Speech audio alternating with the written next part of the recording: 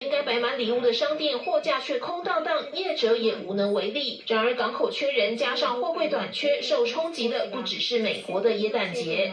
まさに欠かせないこちらのコーヒー、豆の仕入れにも影響が出ているということです。日本大型连锁业者表示，咖啡豆到货。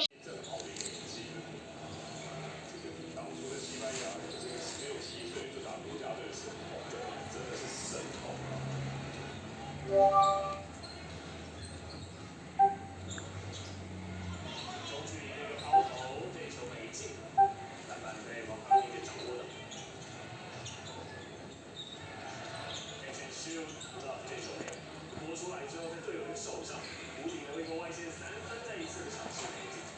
其次在外围其实是有机会可以出手，只是这个很大的一个空档并没有把握住。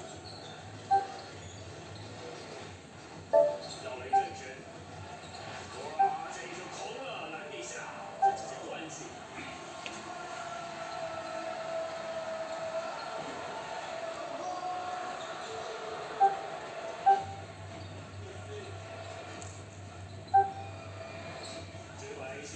39-24，还是可以发现自己是队的领先。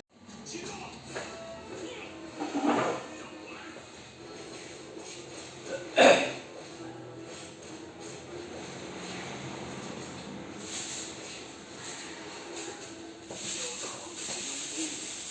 果然厉害。